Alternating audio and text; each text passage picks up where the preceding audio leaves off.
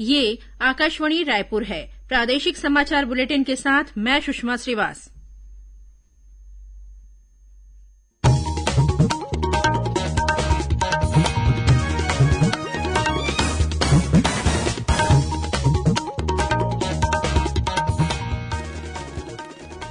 और अब पेश है आज के मुख्य समाचार।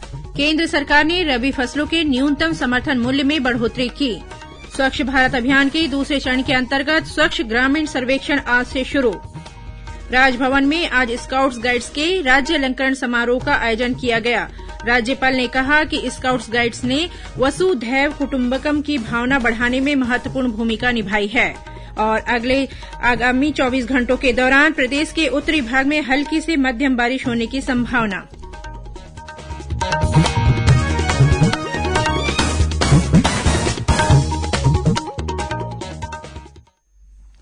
18 वर्ष से अधिक आयु वर्ग के लिए सरकारी केंद्रों पर निःशुल्क राष्ट्रव्यापी कोविड टीकाकरण अभियान जारी है। युवा श्रोताओं से हमारा आग्रह है कि स्वयं कोविड रोधी टीका लगवाएं और अन्य लोगों को इसके लिए भी प्रोत्साहित करें। कोविड स्वास्थ्य के लिए खतरा बना हुआ है, ऐसे में एहतियाती उपायों के पालन में कोताही न बरतें। जब तक आवश्यक न हो घर से बाहर न निकलें और 3 सरल उपायों का पालन करें। मास्क लगाएं, 2 गज की सुरक्षित दूरी बनाए रखें, बार-बार हाथ धोएं और चेहरा साफ रखें। कोविड से संबंधित जानकारी और मार्गदर्शन के लिए राष्ट्रीय हेल्पलाइन काम कर रही है। छत्तीसगढ़ के लिए हेल्पलाइन नंबर है 104 और 0771 223591। साथ ही राष्ट्रीय हेल्पलाइन नंबर है 1075। अब समाचार विस्तार से। केंद्रीय मंत्रिमंडल की आर्थिक कार्य समिति ने वर्ष 2022-23 के रबी फसलों के न्यूनतम समर्थन मूल्य में वृद्धि को मंजूरी दी है।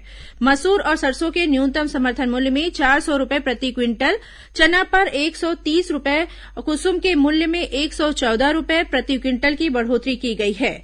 गेहूं का न्यूनतम समर्थन मूल्य 40 रुपए बढ़ाकर 2015 रुपए प्रति क्विंटल और जौ का 35 रुपए बढ़ाकर 1635 रुपए प्रति क्विंटल कर दिया गया है।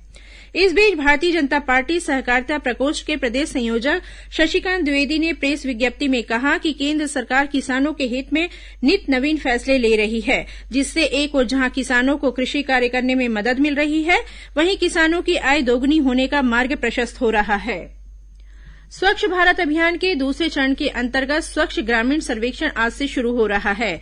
आजादी का अमृत महोत्सव के तहत स्वच्छ ग्रामीण सर्वेक्षण का उद्देश्य खुले में शौच से मुक्ति में तेजी लाने में सहयोग और इसके परिणाम बेहतर बनाना है। स्वच्छ सर्वेक्षण ग्रामीण के अंतर्गत देशभर के 698 जिलों में 17,475 गांवों में सर्वेक्षण किया जाएगा। राज्यपाल अनुसुईया उइके ने कहा है कि स्काउट्स और गाइड्स ने वसुधैव कुटुंबकम की भावना बढ़ाने में महत्वपूर्ण भूमिका निभाई है। राजभवन के दरबार हाल में आयोजित राज्य अलंकरण समारोह में राज्यपाल ने कहा कि स्काउट्स और गाइड्स संस्था बच्चों में अनुशासन और राष्ट्रीयता की भावना जागृत करती है।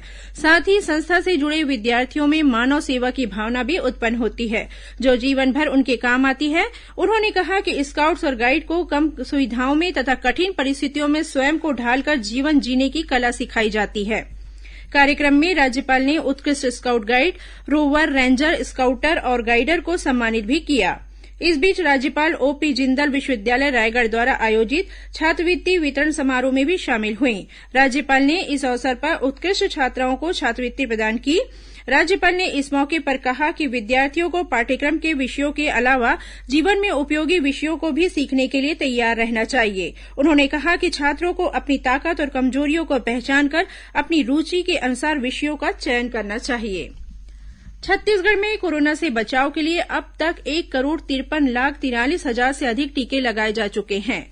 इस बीच प्रदेश में कोरोना संक्रमण की दर में लगातार कमी आ रही है और औसत पॉजिटिव दर 0.16% पर आ गई है। प्रदेश में कल जहां कोरोना संक्रमण के 48 नए मामले सामने आए, वहीं 14 जिलों में एक भी नया मरीज नहीं मिला। इधर बस्तर जिला कोरोना मुक्त होने की ओर अग्रसर है। कल जिले में कोरोना संक्रमण का एक भी नया मामला सामने नहीं आया। उधर दुर्ग जिले की तालपुरी हाउसिंग बोर्ड कॉलोनी में एक ही परिवार के 6 लोग कोरोना संक्रमित पाए गए। इसके बाद इस क्षेत्र को कंटेनमेंट जोन घोषित कर दिया गया है। इस बीच प्रदेश के स्वास्थ्य मंत्री टीएस सिंहदेव ने राजधानी के डॉक्टर भीमराव अंबेडकर अस्पताल में 2000 अतिरिक्त बेड की व्यवस्था किए जाने की बात कही है। मीडिया से चर्चा में श्री सिंहदेव ने बताया कि अंबेडकर अस्पताल में निजी अस्पतालों के मुकाबले कम कीमत पर बेहतर सुविधा उपलब्ध कराई जाएगी। उन्होंने बताया कि नए एमसीएक्स भवन के लिए 25 करोड़ मंजूर किए गए हैं। इससे 2 नए और टावर बनाए जाएंगे, जिससे भविष्य में 1000 अतिरिक्त बेड की सुविधा मरीजों को मिलने लगेगी। भारतीय जनता पार्टी की प्रदेश इकाई द्वारा कल 10 दिसंबर को एक बैठक का आयोजन किया जाएगा।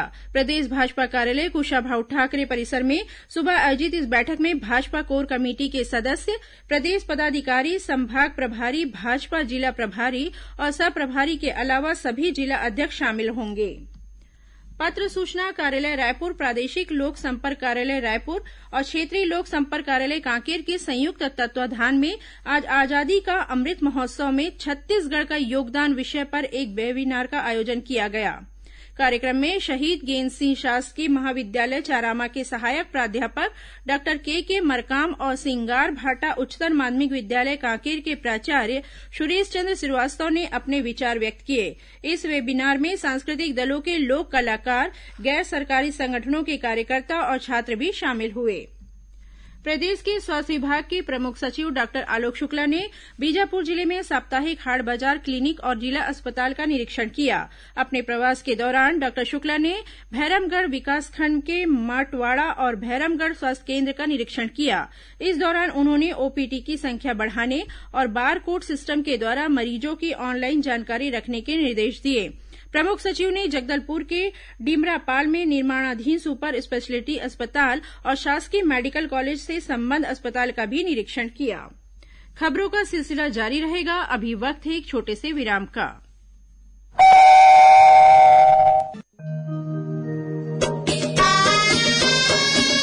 आपकी बात माननीय मुख्यमंत्री भूपेश बघेल के साथ। सुनिए लोकवाणी की 21वीं कड़ी 12 सितंबर को सुबह 10:30 बजे से।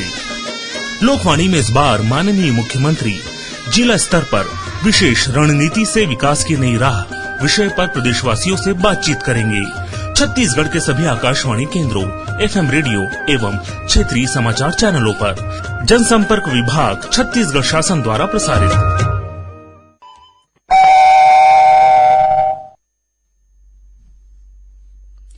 प्रादेशिक समाचार आप आकाशवाणी रायपुर से सुन रहे हैं।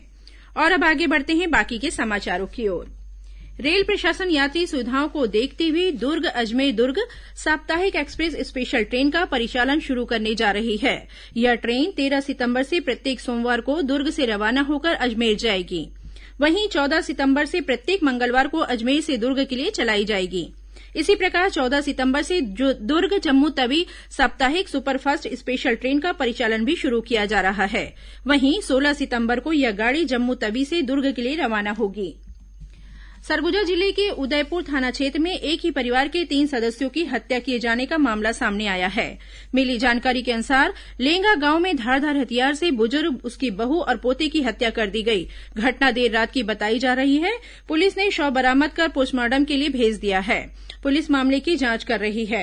इस बीच मुख्यमंत्री भूपेश बघेल ने तिहरे हत्याकांड को लेकर आज गृह और पुलिस विभाग के अधिकारियों के साथ समीक्षा बैठक ली। बैठक में उन्होंने पुलिस अधिकारियों को इस मामले में त्वरित कार्रवाई करने के निर्देश दिए। बीजापुर जिले में सुरक्षा बलों ने 5 माओवादियों को गिरफ्तार करने में सफलता हासिल की है। मिली जानकारी के अनुसार डीआरजी और सीआरपीएफ का संयुक्त दल तलाशी अभियान पर निकला था। इसी दौरान नेलसनार और नैमेड़ थाना क्षेत्र से 5 माओवादियों को गिरफ्तार किया गया। इन सभी पर हत्या, लूट और आगजनी सहित विभिन्न माओवादी गतिविधियों में शामिल रहने का आरोप है। सुहागिनों का पवित्र त्योहार हरतालिका तीज आज प्रदेश भर में श्रद्धा और भक्ति के साथ मनाया जा रहा है। छत्तीसगढ़ में इसे तीजा के रूप में मनाया जाता है। इस दिन सुहागिनें निर्जला व्रत रखकर पति की लंबी उम्र की कामना करती हैं। राज्यपाल अनुसुईया उइके और मुख्यमंत्री भूपेश बघेल ने हरितालिका तीज की बधाई और शुभकामनाएं दी हैं। कल गणेश चतुर्थी है। विघ्नहर्ता भगवान श्री गणेश कल विराजेंगे। 11 दिन तक चलने वाले गणेश उत्सव की तैयारियां जोर शोर से चल रही है। इस बीच राज्यपाल अनुसुईया उइके और मुख्यमंत्री भूपेश बघेल ने प्रदेशवासियों को गणेश चतुर्थी की बधाई और शुभकामनाएं दी हैं। उन्होंने अपने संदेश में कहा कि यह उत्सव अब सामाजिक समरसता का अनूठा उदाहरण बन गया है। और अब पेश है मौसम का हाल। प्रदेश में अगले 24 घंटों के दौरान कुछ स्थानों पर हल्की से मध्यम वर्षा होने अथवा गरज चमक के साथ छींटे पड़ने की संभावना है। मौसम विभाग से मिली जानकारी के अनुसार एक निम्न दाब का क्षेत्र पश्चिम मध्य प्रदेश के मध्य भाग और उससे लगे पूर्वी राजस्थान के ऊपर स्थित है। वहीं एक अन्य कम दबाव का क्षेत्र उत्तर पूर्व अरब सागर से ओडिशा होते हुए उत्तर छत्तीसगढ़ के ऊपर स्थित है। इसके असर से आगामी 24 घंटों के दौरान प्रदेश के उत्तरी भाग में बारिश होने की संभावना है। अब कुछ खबरें संक्षिप्त में। महिला और बाल विकास विभाग द्वारा राष्ट्रीय पोषण माह के दौरान आगामी 11 सितंबर को राजधानी रायपुर में साइकिल रैली का आयोजन किया जाएगा। कबीरधाम जिले के सूरजपुरा गांव में सामुदायिक पुलिसिंग के तहत वॉलीबॉल प्रतियोगिता का आयोजन किया गया। इसमें शहरी और ग्रामीण क्षेत्रों में 17 टीमों ने हिस्सा लिया। महासमुंद पुलिस ने गांजा तस्करी करने के आरोप में 3 व्यक्तियों को गिरफ्तार किया है। इनके पास से 20 लाख रुपए कीमत का 1 क्विंटल गांजा और एक वाहन जब्त किया गया। अंबिकापुर के महामाया पहाड़ के क्षेत्र में अनाधिकृत कब्जा करने वाले 450 लोगों को वन विभाग ने नोटिस देकर 14 सितंबर तक जवाब मांगा है। जवाब नहीं देने पर विभाग द्वारा एकपक्षीय कार्रवाई करने की चेतावनी दी गई है। बालोद जिले की पुलिस ने चिटफंड कंपनी बनाकर 5 करोड़ रुपए से अधिक की ठगी करने के आरोप में कंपनी के 2 निदेशकों को चंडीगढ़ से गिरफ्तार किया है। इसी जिले की पुलिस ने विभिन्न थाना क्षेत्रों से गुम हुए 57 नग मोबाइल हैंडसेट को बरामद कर लिया है। और bank of Baroda RSETI Raipur द्वारा 12 सितंबर से सीसीटीवी लगाने का निःशुल्क आवासीय प्रशिक्षण दिया जाएगा। यह प्रशिक्षण रायपुर, बलौदा बाजार और गरियाबंद जिले के युवाओं का प्रदान किया जाएगा।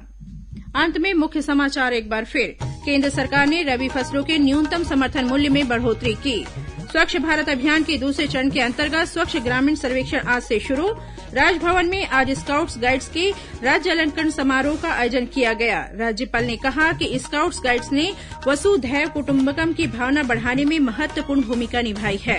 और आगामी 24 घंटों के दौरान प्रदेश के उत्तरी भाग में हल्की से मध्यम बारिश होने की संभावना। इसी के साथ प्रादेशिक समाचार बुलेटिन समाप्त हुआ। नमस्कार।